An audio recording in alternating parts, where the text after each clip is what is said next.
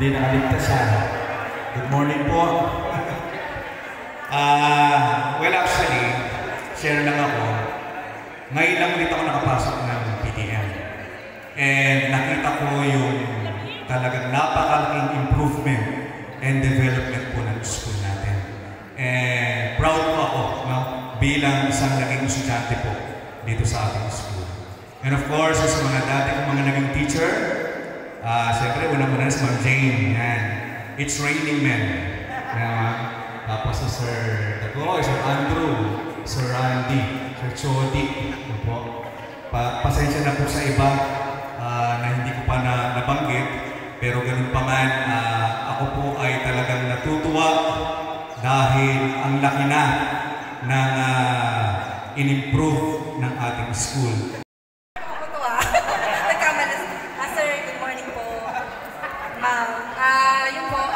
Masaya po kami na nakarating po kami dito, nakakalungkot lang dahil medyo konti lang po tayo. Pero sana po sa susunod ay dumami po tayo. Yun po. Thank you.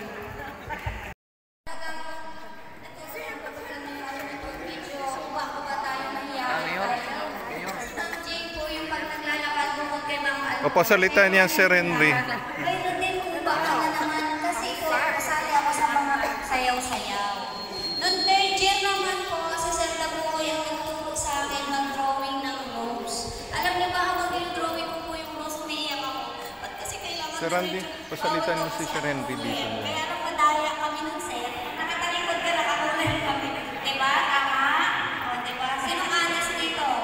Tapos po, si Sir Jody Tuliao, siya po yung sa CHT namin. Kung bakit ako ay marunong na business. Sabi ni Sir, simple lang ang business. Wala naman sulat-sulat. Pero ang dami niya pinapasulat. Alam niyo ganito yun. O, madali, sulat mo to. Kahit hindi ako secretary, sige. Sir, ano pa pong gagawin? Magbenta-benta na kayo, kita na kayo, okay na yan. Sir, ang taas ng grade ko doon, 85. Tapos si Sir Masisir, syempre.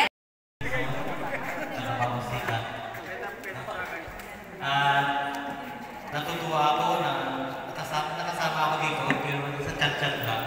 Gusto ko rin makita at masilayan ng mga mukha, yung mga improvement, yung mga kumbayan. Malaking improvement. Improvement ang inyong balik tanaw sa inyong pinanggalingan. Sabi nga, kapag upalis kayo, hindi kayo balik tanaw sa inyong pinanggalingan, ay nahihirapan kayo sa inyong pagkakas.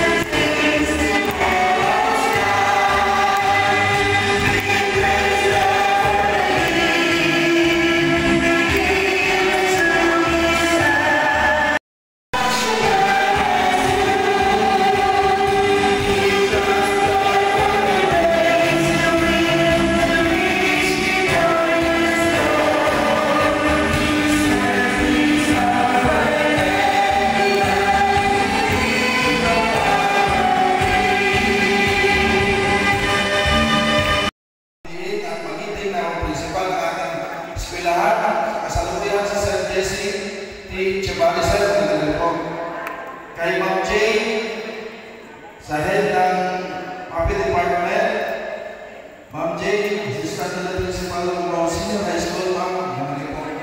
Kay Ma'am Eunice, sa buhay, pahalagahan natin talagang itinatana yan na magkakilala tayo. No? Sana anumang paraan ay matutulungan natin ang isa't isa. Then, tinatawagan kami ng mga kabuuan na nandito. Baka kasi hindi na kayo kilala at sumexy na kayo.